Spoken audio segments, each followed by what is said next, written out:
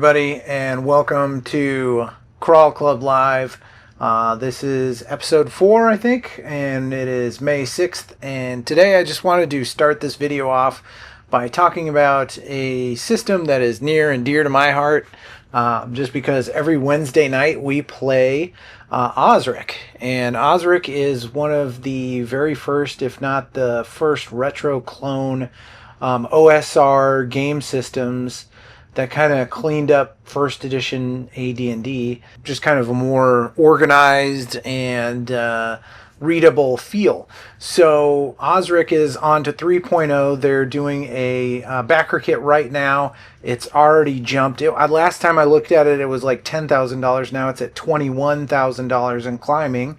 And I haven't backed it yet, so we're going to back it live. So make sure you like and subscribe for the video, for the algorithm thing. And if you haven't already, head over to shop.crawlclub.com or just head over to crawlclub.com and see what we're writing and what we're putting together. But after you do that, or maybe just do this first. So here's Osric. Osric is a retro clone of first edition AD&D, rewritten and reorganized for 2025, and it is an easier to learn and more examples to play, the beginning of a new product line for Mythmere Games to include adventure modules and much more. All right, awesome.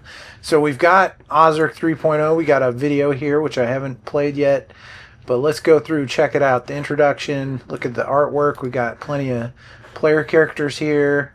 It's going to be easier to learn with more examples, avoids paragraphed walls of text, and gives bytes of the rules, bite size, granular. Okay. Doesn't use the open game license at all, so no OGL. Provides licenses for third-party publishers, which is great. And it's closer to the original AD&D rules than Osric 2.0. Pretty cool. All right. So I really like Osric 2.0, and we use it every Wednesday when we play. So it's got a player guide, a GM guide, adventures. Oh, cool. So GM screen, VTT resources, print on demand. Oh, wow. So very cool. All right. So it's got us options for ascending armor class. That's new. Adding encounter distance to the combat sequence. Okay. Wow. Okay. So it uses a similar method. Kind of crazy. Huh. Cool. A monk class. That's kind of cool. Initiative sequence. Okay. We kind of like the group initiative, but you don't have to use everything. Items, saving throws. Gnomes and halfling multi-class characters are now limited to leather armor. Okay. Slight changes to the fighter and illusionist. XP tables. Adding to the DMG rules for druids, clerics, etc. Sweet. Changed high-level thief spellcasting from a scroll to match AD&D more closely. And returning the saving throw bonus for dex and aimed magic items, AoE spells, and other dex-type save situations. Cool. I am going to go ahead and back this right now. So let's do it. Boom. There's already 211 people, 212 on the backer train. We're already at 24,000 here. And let's back it. Let's check it out. Okay. We've got all-in, tabletop, main pledge, POD compendium, and Osric player's guide. Well, I mean, I want all of it, so we're just going to do the all-in. Oh, and then PDFs. Okay. I just want all of it because that's how we roll. For $150, I get my all-in pledge. Oh, here's where it shows the included items. It gets the player guide, hardcover player guide with the PDF, the GM guide, the 3 adventures, the GM screen, and the reference PDFs and a VTT pack. Okay, sounds good. Let's do it. So we're going to go ahead and confirm that pledge. Rock and roll. We're backer number 223. Awesome. Boom. And we're going to share it. Let's do it on the Blue Skies. Boom. We're going to do it on the Twitters. Boom. We're going to do it on the Facebooks. And we're going to share it all over the place. Let everybody know that we are all about the Osric 3. Awesome. So yeah, go check this out. It looks like they are they're going to hit 30K here in a minute. That's awesome. I hope this does really well just because I'm a huge fan of this system. I think it is a really great option for getting that authentic old school feel.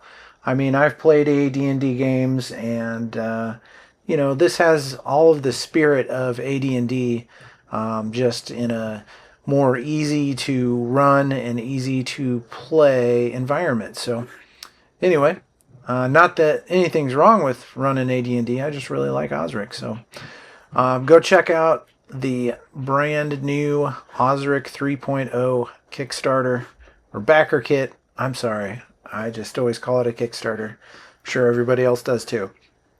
They're about to hit $27,000, and that's awesome. There it went, $27,000. I hope that everybody checks this out. Go pick up your copy. You will not be disappointed. Really love Osric. All right, that's the end of the Osric part of the video. On to the adventure part. Hey everybody, and welcome to Crawl Club Live and another not so live episode. I promise eventually we'll get live episodes going with guests, but today we are going to go through all of the photos I've taken so far and just talk about running a Westmarches campaign. Right now I'm running a monthly Shadow Dark campaign at the FLGS, the game shop here in Omaha and Bellevue. And down at the Bellevue store every month on a Saturday, we get together in person and play another adventure at the Keep on the Borderlands. So I am using the Goodman Games Keep on the Borderlands, the Into the Borderlands hardback book, which is what I think is probably the best way to go in this day and age if you're going to run the Keep on the Borderlands. So there is a lot of 5th edition content in there, but you can easily adapt that to Shadow Dark. Just use the profiles for the actual monsters in the Shadow Dark rulebook and kind of fudge other ones here and there. Or not, just make it harder for them. It's all good. But the cool thing is we've got a lot of participation. We've got a lot of Man, I can't say it.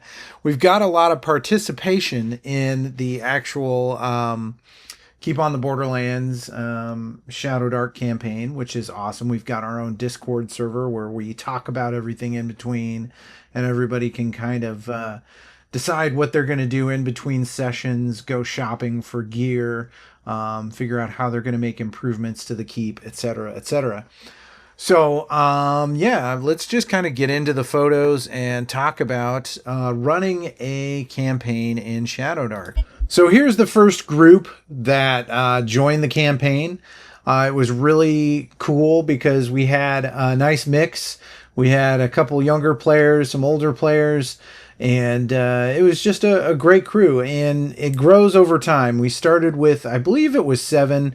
I think one of the people playing was up and not in their chair at this point, but actually I think we had 8 because I think that another spot filled in as we got started. But we started out with 6. I think we got up to 8 because people showed up late.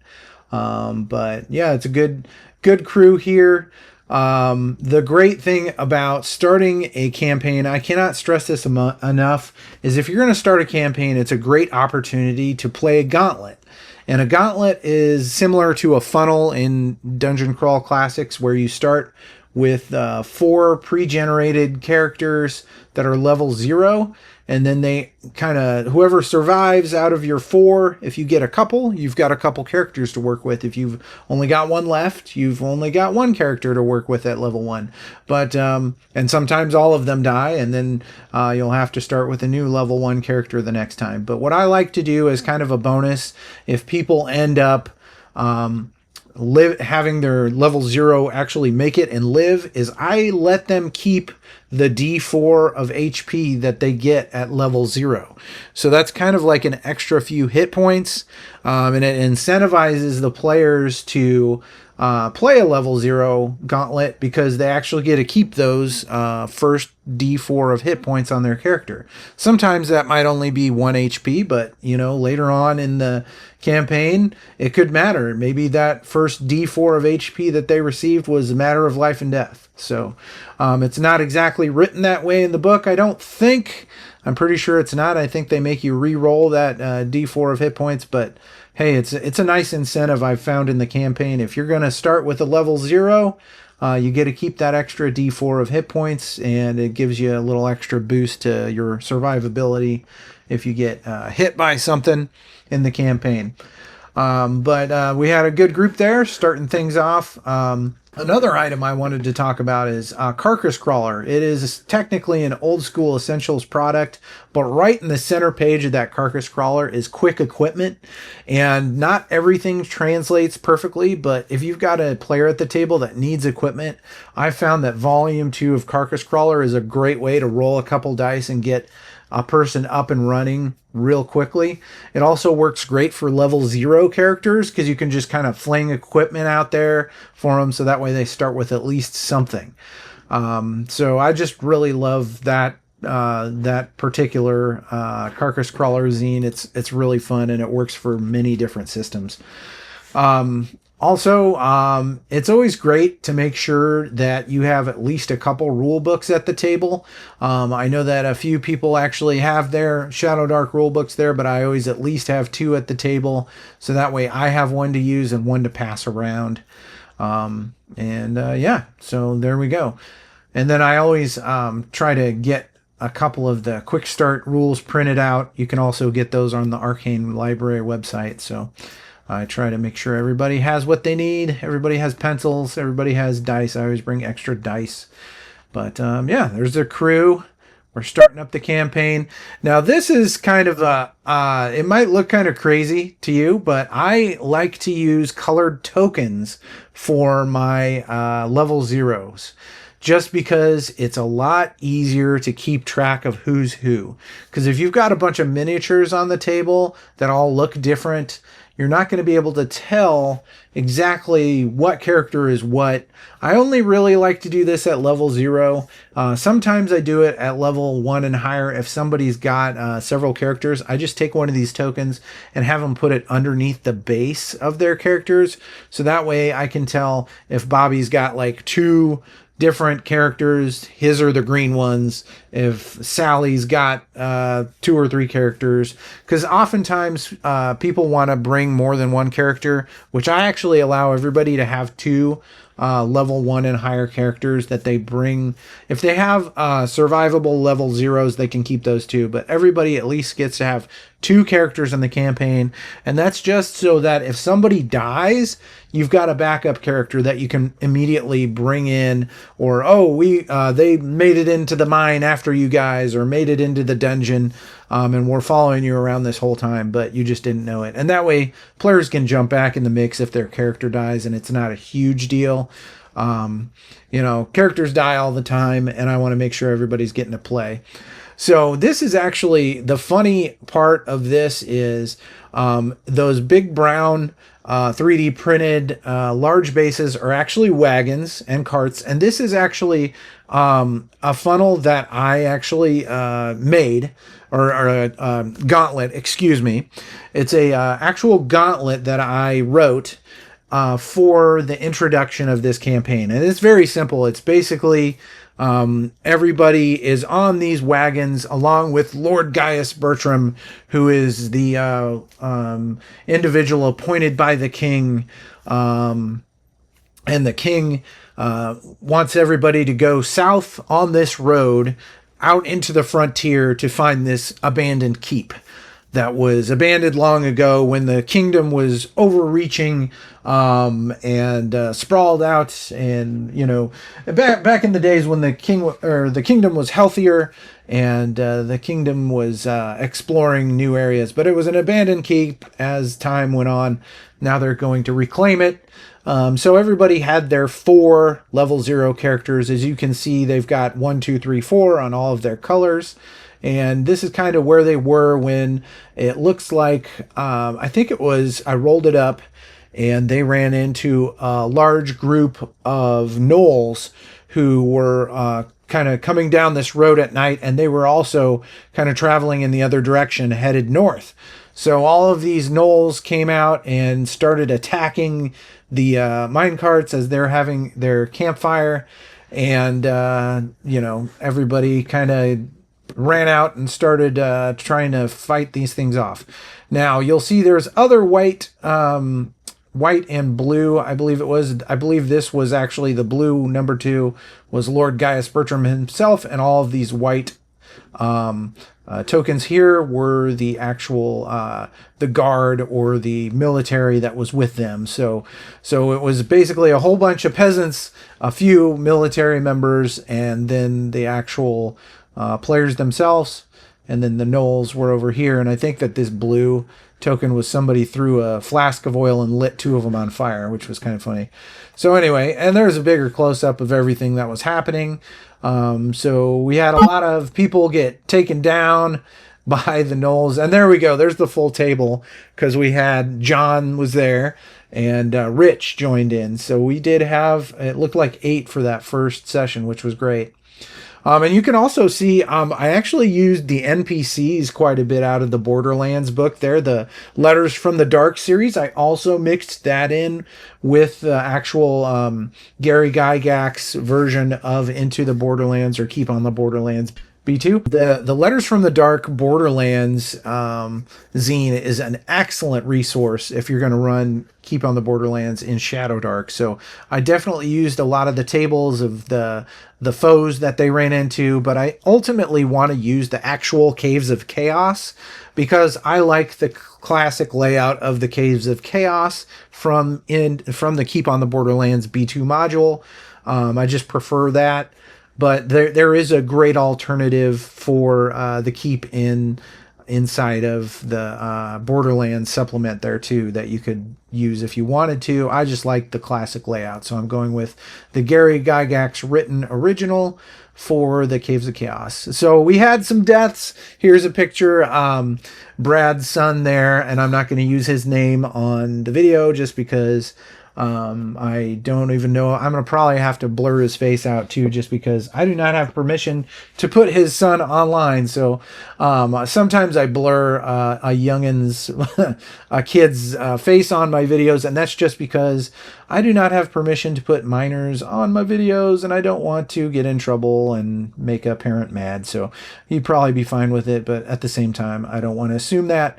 But anyway, kiddo lost his first character there, so he's stamping it, and Dad's proud there. Brad's stoked that his son lost his first character, so, and many more were to come.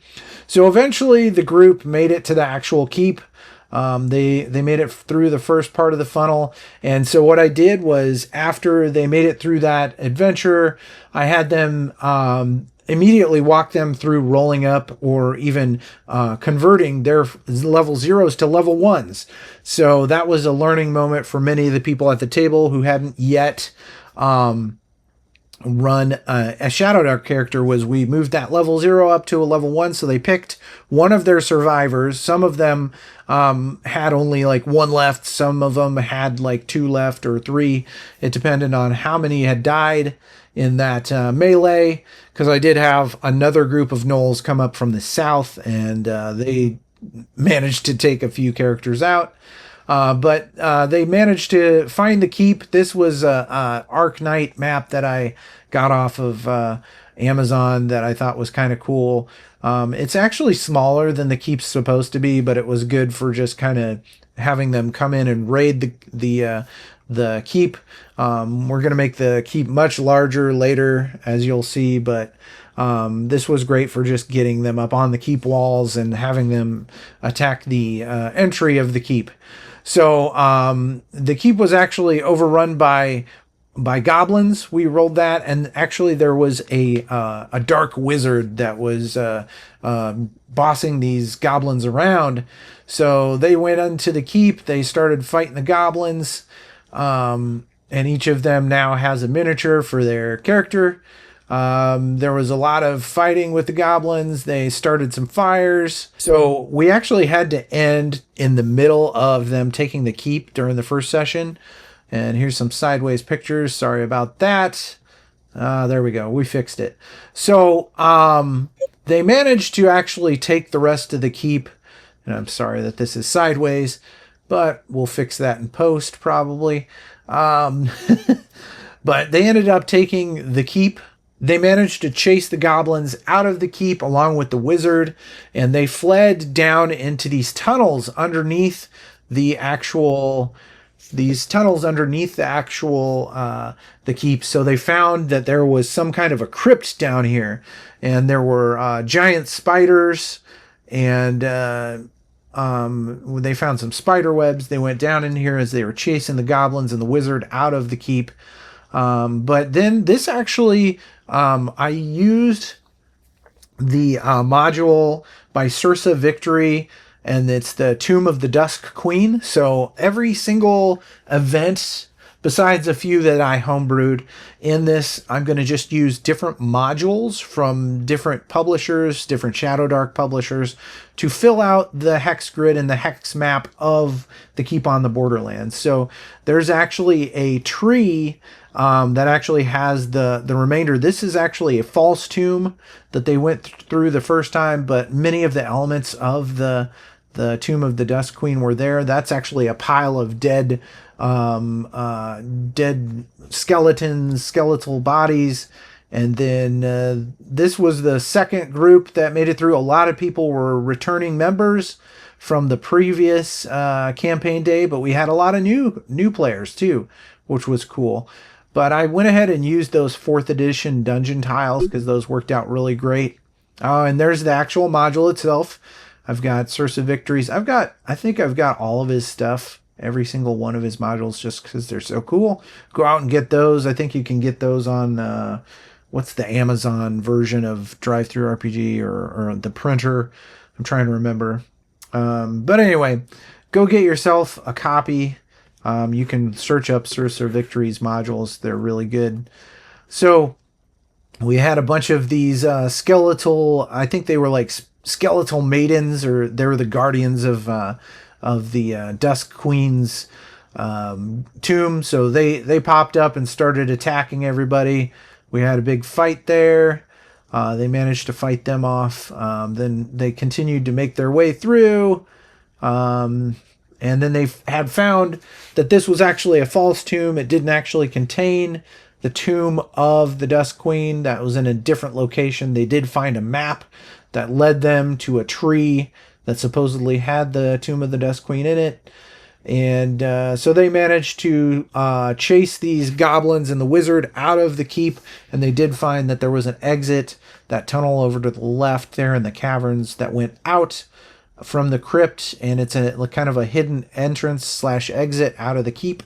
So they now know that there's that extra hidden exit out of their own keep. So that was a successful game day. And then here's Ryan taking a photo of me for the next game day. And actually, this might have been that same one. I can't remember. But there's me DMing. And I think we had, let's see, 3, 6, 7, 8. I think we had about 8 people. Maybe, yeah, probably about 8 players for that one. It went really well. The other exciting thing is we got Shadow Dark rule books in at our FLGS and all the extra stuff. So that was great to see. So now everybody is actually getting their Shadow Dark books, and we're having excellent game days. And there again, there's the book that we're using. It's that Into the Borderlands Goodman Games module. All of the original Adventures Reincarnated, I think I've got all of them. And I've even got the Thracia book, coming in the mail eventually, hopefully, because I did that Kickstarter. I've even got the Grimtooth's Traps one. I've got all of them. They're all really great. So I'm going to actually, the plan is to put B1 into the world. So eventually they'll run into the, I can't remember how to pronounce. I think it's like Quintesson or Quint. I don't know. I'll butcher it. So it starts with a Q. And anyway, there's a dungeon that's B1 in Search of the Unknown that they'll eventually find after they go through the Caves of Chaos. There's Harry, picture of Harry and me. Anyway, he had crazy hair that day. I wanted to take that picture. So this is kind of a hand-drawn map, and that's the other thing about the cool elements of this campaign is I just handed out hex maps, blank ones, to everybody, and I'm just having them draw their own world. So there are certain items in the world that they haven't run into yet, and actually they've gone further than this, and they've filled out a few more hexes, but this is kind of just an example of they know where the keep is, they know where the golden tree, where the Tomb of the Dust Queen could possibly be at this point. They know where the Caves of Chaos are. They've actually visited those at this point. And they know that there's a village to the south, and then there's some kind of stone citadel, which there might be something to do with minotaurs down that way, but they'll run into that when they run into it. And they know that their kingdom of Artham, where they came from, is where they once lived, was to the north. But they've come south for opportunities of fame and glory and riches down to the south to work for the kingdom and explore the frontier and establish the keep. So there's what we've got so far. And it just makes me smile because not everybody has a perfect looking map, but you know what? It works. It works really great. So everybody's got their own map. They keep track of where things are, and they make their own really terrible art. And you know what? That's cool. I think this is pretty good.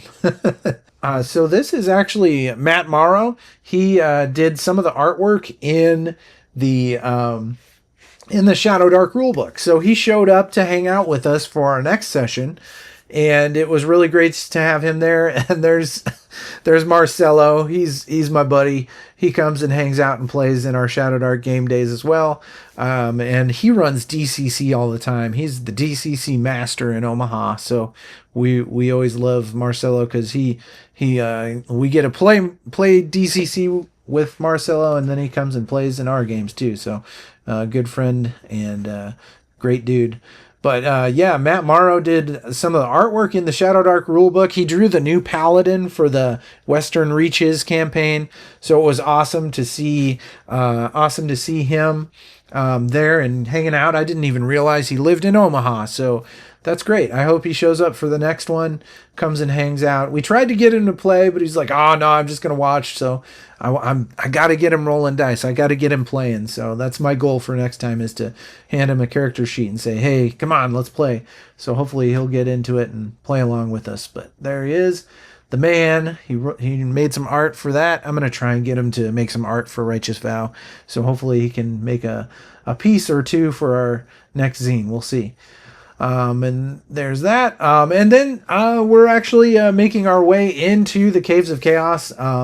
The cool thing is the group already found some goblins and started. I ran out of goblin miniatures. There were so many, so I started using tokens. But they made their way into the Caves of Chaos, started fighting some of the goblins in search of that wizard.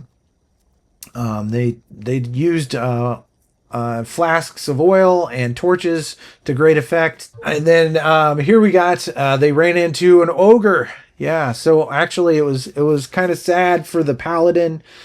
We had a player actually playing the paladin from the Western Reaches for the first time. He bravely ran in to fight the ogre and the goblin king. He managed to actually slay the goblin king, or the goblin sergeant or general or whatever he was in there. And in the process, unfortunately, he was so brave that he ran right in the middle of everything else, and he got taken down. His dwarven buddy over there, that is just to the south of the ogre there, fighting some other goblins, that was Rich playing that guy, so he was playing the dwarf. dwarf fighter, but they were getting overrun pretty good by goblins. So they what they did was they chose to kind of fall back, and unfortunately the paladin got rushed by all the goblins, and he went down and was slain. So unfortunately the paladin fell in battle. Everybody managed to fight off the ogre, and then the ogre actually all the goblins saw that the ogre perished, so they all fled because they were scared, because that big ogre got taken down by this massive group of adventurers. And there's Terran. Unfortunately, Terran, the paladin, went down and was slain and clubbed to death by the ogre, and then taken down by the goblins. So sorry about that, Mr. Terran. But the cool thing is the player that played the paladin, he was excited and rolled up another character, and he's ready to go for the next time. So he was really cool about it. Characters die, it happens. It's a very deadly game. So, and there's me running the module, heavily using that into the Borderlands book. It's awesome, amazing. Also using the Borderlands Letters from the Dark zine, also highly recommended. So yeah, good stuff. And then this game day, it was very well attended again. We had 1, 2, 3, 4, 5, 6, 7, 8, 9. And I think we had one more. So I think we had 9 or 10 there. So it was, we consistently have 8 or 9 or so players. So very well attended, great table, great people. We're having a blast. There's some more pictures of their exploration. There's the, I think these pictures were taken by somebody else, and I just kind of threw them in there. But there's the paladin as he bravely made his way in, along with the dwarf. They kind of bum rushed everybody, and then unfortunately they fell. There's me and my shirt that I got from Gary Kahn, from Yolanda's house over there, from Gary's house actually. So got my cool shirt, and I'm pretty sure Darlene did the artwork on it, which that's an awesome shirt. You should go to 330 Center Street and go get yourself a shirt from Yolanda. And there we are, running the game. It looks like Brad's worried over there on the left side that he's going to lose his character. He's kind of like, uh-oh, we're in trouble. But yeah, and there's kind of the entire process of the campaign so far. The great thing is we've had players kind of, come in and out during the campaign. We've had new players join in. We've had other players that couldn't make it to every session, but it's been a blast. We're doing another one this Saturday. So Dave and I are actually, it's become so popular that we're going to run 2 tables this Saturday. And the cool thing about that is we're all going to be in the same world. It's going to be 2 adventuring parties headed out from the same keep to different parts of the world. So one group might go to the Caves of Chaos. The other group might go to maybe that tree where the Dusk Queen's tomb is. One of them might visit the village. Who knows? There's a lot of options out there, and there's a lot of different encounters inside of that Keep on the Borderlands module too. So there's different people you can run into, different monsters, different I don't want to spoil it, but yeah, plenty of things to run into in the world. So it's one of my favorite, obviously, modules to run a group through because it allows for the Westmarch feel, the Westmarch style really easily. And this is kind of the practice run too, because we're going to do this Keep on the Borderlands campaign. And then once this is done, in December, hopefully we'll be wrapping up this campaign. And then when or we can keep going with it too, But it kind of depends on the group. If they're into this and want to keep going on it, we'll keep going on this. If they want to switch over, we'll go to the Western Reaches and we'll start doing that campaign. Because around December, we're all going to get our Western Reaches books, and we can start diving into that campaign. But for now, this is a great way to enjoy Shadow Dark, enjoy using old school modules with Shadow Dark, which is one of my favorite things. I really, really love the OAR series, the Goodman Games books. Those are just some of my favorite things in the world. I've got all those hardbacks, and I eventually want to do Lost City. That would be a lot of fun. Castle Amber might be fun, you know. So we'll see. We're starting out with this. It's going really well. Can't wait for this Saturday to see what the group does. They're all figuring it out in the Discord, and then we will plan on where to go. But I am ready to go whatever direction they want to. And right now, I feel like they're just getting to the point where they're figuring out that they're not superheroes. You know, they're just adventurers, which is the great thing about Shadow Dark is they're realizing, uh-oh, if we go headfirst into battle, oftentimes we're going to probably lose a character or two here. So, and if things get really hairy, there could be a TPK. And in this campaign, if you die, you start off again at level 1 with another fresh character.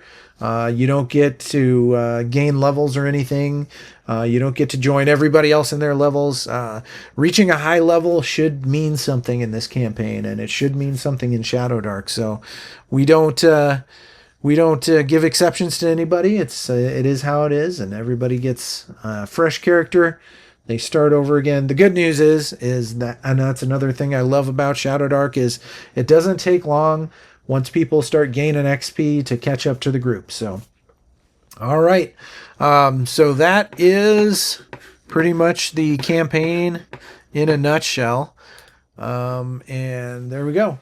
But please definitely like and subscribe if you're enjoying the videos, if you're enjoying seeing what's going on with our crew here in Omaha, or enjoy any of the previous videos. Definitely check out my GaryCon video if you haven't already. That kind of details my experiences at GaryCon. And then I just recently did a video for Quest at the Castle here in Omaha and that event. Thank you for liking, subscribing, and visiting crawlclub.com. Have an excellent day, and definitely get on the newsletter, because if you get on the newsletter, you're going to get a free adventure that I'm working on right now that's going to be out in the next month. So join the newsletter, get on that mailing list, and we will send you a free adventure. So, all right, have a wonderful day, and we'll talk to you soon.